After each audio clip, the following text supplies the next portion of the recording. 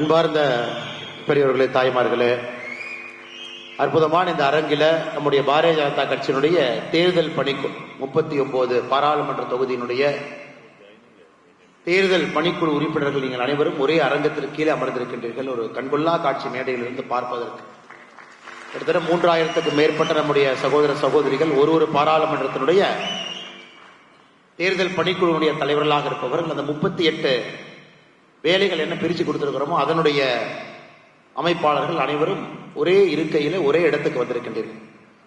மேடையின் மீது நம்முடைய அன்புக்கினிய தலைவர்கள் அனைவரும் அமர்ந்திருக்கின்றார்கள்.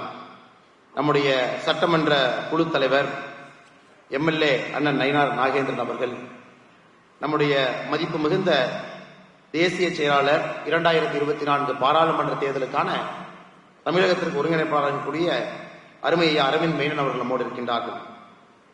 சுதாகர் ரெட்டி ஐயாவை பற்றி அறிமுகம் தேவையில்லை. இத்தனை காலமாக தமிழகத்தினுடைய இணை பொறுப்பாளராக இருந்தவர்.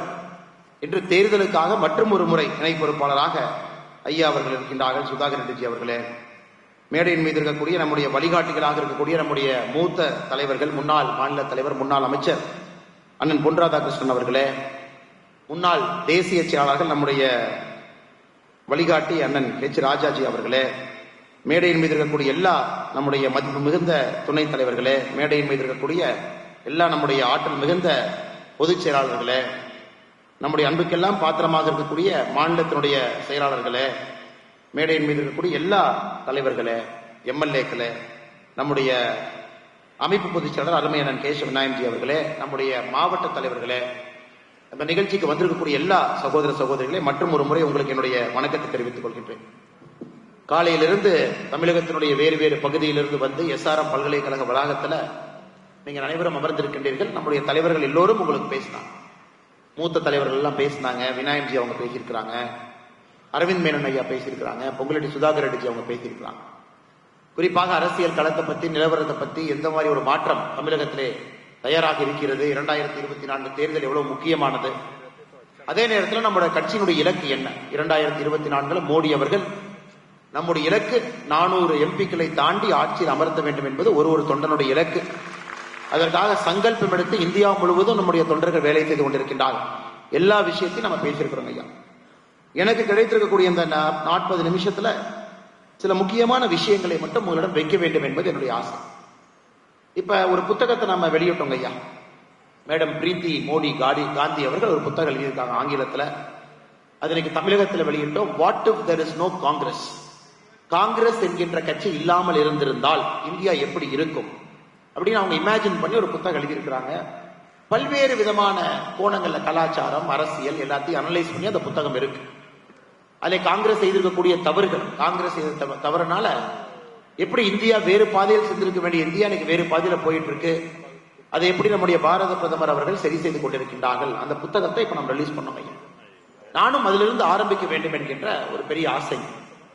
இன்னைக்கு காங்கிரஸ் காலத்துல 60 ஆண்டு காலமாக நடந்த முக்கியமான தவறுகளை எல்லாம் சரி செய்வதற்கே நமக்கு இத்தனை காலமாக ஆட்சியில் இருக்கின்றோம். 2014 2024 வரை நாம் செய்திருக்கக்கூடிய பாதி வேலை இவர்கள் செய்திருக்கக்கூடிய தவறுகளை சரி செய்திருக்கின்றோம். உதாரணத்திற்கு ஆர்டிகல் 370 அது பாத்தீங்கன்னா காங்கிரஸ் காலகட்டத்தில் 1950 கொண்டு வரப்பட்டது 35A. பட் எல்லாருக்கும் தெரியும் 1950 வந்துச்சு. நம்ம நிறைய பேருக்கு தெரியாது ஏன் வந்துச்சு.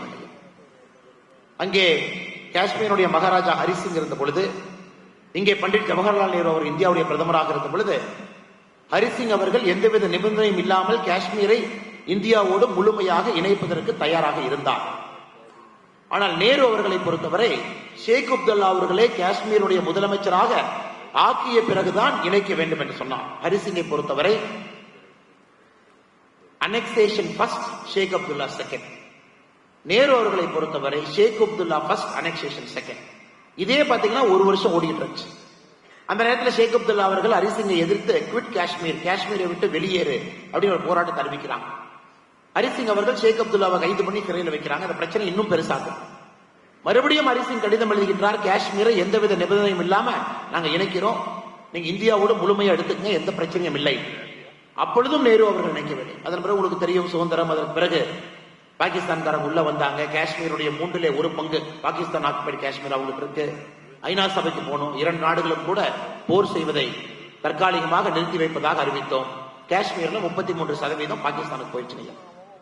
அதன் பிறகு இத்தனை பிரச்சனை ஆன பிறகு காஷ்மீர் இணைச்சோம். சர்தார் வல்லபாய் பட்டேல் அவர்களை உள்ளே கொண்டு வந்து இணைச்ச பிறகு 320 கொண்டு வந்தோம், 35 கொண்டு வந்தோம். ஐயா, அந்த ஒரே ஒரு சின்ன ஒரு சரித்திரத்துல எந்த அளவுக்கு நேரு அவர்கள் தன்னுடைய நண்பர் ஷேக் அப்துல்லா என்று பார்க்காம இந்தியாவுடைய பாரத நாட்டினுடைய ஒரு பகுதி காஷ்மீர் என்று பார்த்திருந்தால் இன்னைக்கு அரசியல் வேற மாதிரி இருந்திருக்குங்க ஐயா, சரித்திரம் வேற மாதிரி வந்திருக்கும்.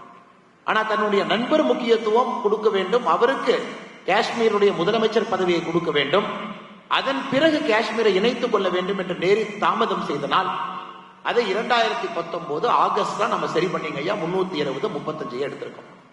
இது போன்ற நாம் செய்திருக்கக்கூடிய பாதி வேலை காங்கிரஸ் கட்சியிலே நடந்திருக்கக்கூடிய தவறுகளை சரி செய்வதற்கே நமக்கு இத்தனை நாளாங்க ஐயா. அதன் பிறகு காங்கிரஸ் ஆட்சி காலத்துல இப்ப சமீபத்தில் நம்ம வெள்ளை அறிக்கை வெளியிட்டிருக்கோம். அதாவது எப்படி காங்கிரஸ் 10 ஆண்டு கால ஆட்சி காலத்துல பொருளாதாரம் எப்படி இருந்துச்சு, அதை குறிப்பாக இந்த அரங்கத்தில் இருக்கக்கூடிய நீங்கள் அனைவருமே அந்த வெள்ளை அறிக்கையை ஒரு முறை படிக்க வேண்டும் என்பது என்னுடைய அன்பான வேண்டுகோள். நம்முடைய மூத்த தலைவர்கள் எல்லாம் பிரஸ்ல பேசுறாங்க, பிரஸ் மீட்ல பேசுறாங்க, இருந்தாலும் நீங்க அதை புரிந்து கொள்ள வேண்டும். நாம 2014 ஆட்சிக்கு வந்த பொழுது எவ்வளவு மோசமான ஒரு பொருளாதாரத்தை நம்முடைய கையிலே காங்கிரஸ் கொடுத்திருந்தார். குறிப்பாக நான் பெர்ஃபார்மிங் அசெட் பேங்க்ல எவ்வளவு இருந்துச்சு, வராக்கடன் எவ்வளவு இருந்துச்சு, எந்த அளவுக்கு இவர்களுக்கு யாரையெல்லாம் பிடிக்கிறதோ 2006 இருந்து குறிப்பாக 9 வரை இவங்களுக்கு பிடித்த தொழிலதிபர்களுக்கெல்லாம் எவ்வளவு பணம் கொடுத்திருந்தாங்க. இன்ஃபிளேஷன், நம்முடைய பணவீக்கம் எப்படி இருந்துச்சு காங்கிரஸ் காலத்துல, எப்படி அந்த பணவீக்கம் என்பது உண்மையான வளர்ச்சியை அறிந்து கொண்டிருந்தது. இந்த மாதிரி பல விஷயங்களை ஒரு 3 நாட்களுக்கு முன்பு பாராளுமன்றத்தில் மோடி அவர்கள், நிர்மலா சீதாராமன் அவர்கள் நிதியமைச்சராக இந்த வெள்ளை அறிக்கை வெளியிட்டிருக்கிறார். அதை யார் படித்தாலும் கூட நமக்கு தெரியும், நாம் செய்திருக்கக்கூடிய பணி என்பது மிகப்பெரிய ஒரு பணி. இந்த 10 ஆண்டுகள்ல எத்தனையோ விஷயங்கள் டிவியில வெளிப்படையா தெரியும் ஐயா, ஆனா வெளிப்படையா தெரியாத விஷயத்தை ஏகப்பட்டதை பண்ணிருக்கோம். பொருளாதாரத்தை ஃபீஸ் பண்ணிருக்கிறோம் ஐயா, பேங்கிங் சிஸ்டத்தை சரி பண்ணிருக்கோம். உண்மையாலுமே இப்ப பேங்க்ல யாரு வேணாலும் லோன் வாங்கலாம் என்பதை தாண்டி நான் பெர்ஃபார்மிங் அசெட்டை குறைத்திருக்கின்றோம். பொருளாதார வளர்ச்சிக்கு அதிக பணத்தை இன்வெஸ்ட் பண்ணிருக்கோம். நீங்க பாருங்க ஐயா, இந்த ஆண்டு பட்ஜெட்ல மட்டுமே 2024 பிப்ரவரியில கொண்டு வரப்பட்ட 1ஆம் தேதி பட்ஜெட்ல நாம உள்கட்டமைப்புக்கு மட்டுமே 11,11,111 கோடி ரூபாய் உள்கட்டமைப்புக்காக ஒதுக்கி இருக்கின்றோம். 11 lakh crore 11 லட்சம் கோடி ரூபாய் 11 லட்சம் கோடி ரூபாய் உள்கட்டமைப்புக்காக ஒதுக்கி இருக்கின்றோம். இது ஒரு சின்ன கம்பேரிசன் பண்ணி பாத்தீங்கன்னா ஐயா, 2014 பிப்ரவரியில காங்கிரஸ் இந்த பட்ஜெட்டை போட்டுட்டு ஆட்சி இழந்த பொழுது அவர்கள் உள்கட்டமைப்புக்காக ஒதுக்கிய தொகை என்பது 1.88 லட்சம் கோடி. நீங்க பாருங்க ஐயா, 10 வருஷத்துல எப்படி மாறி இருக்கு பாருங்க. காங்கிரஸ் பிப்ரவரி 2014 தேர்தலுக்கு முன்பு தன்னுடைய கடைசி பட்ஜெட்ல உள்கட்டமைப்புக்கு ஒதுக்கிய பணம் 1.88 லட்சம் கோடி.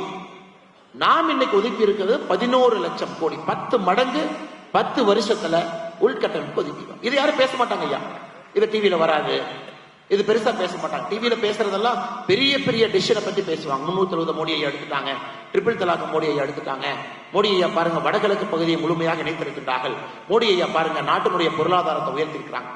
ஐயா, நாம் இன்னைக்கு சைலண்டா இந்த 10 ஆண்டுகளாக செய்து கொண்டிருப்பது நாட்டினுடைய வளர்ச்சிக்கு அடித்தளம் போட்டுக் கொண்டிருக்கின்றோம். இந்த நாடு நன்றாக வளர வேண்டும் என்றால் உள்கட்டமைப்பு வேண்டும்.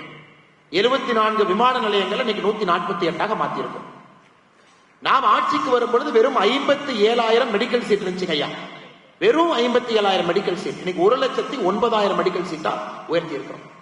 தமிழகத்திற்கு இதற்கு முன்னே நீங்க பார்த்திருக்கீங்க, வேறு வேறு ஆட்சி காலத்துல, குறிப்பாக திராவிட முன்னேற்ற கழகத்தினுடைய காலத்துல இதற்கு முன்பு 5 முறை முதலமைச்சர்களாக இருந்திருக்கின்றார்கள். தமிழகத்திற்கு அவர்கள் கொண்டு வந்த அரசு மருத்துவக் கல்லூரி 5 மட்டும்தான் 2011க்கு முன்பு. ஆனா நாம் இந்த 9 ஆண்டுகள்ல தமிழகத்திற்கு 15 அரசு மருத்துவக் கல்லூரி கொடுத்திருக்கோம். அதுல ஒரே நேரத்தில் 11 கொடுத்திருக்கோம். ஐயா, இந்த மாதிரி ஏகப்பட்ட விஷயங்கள் நம்ம செஞ்சிருக்கோம். ஒரு விஷயத்திலும் கூட நம்ம டபுள் ட்ரிபிள் பண்ணிருக்கோம்.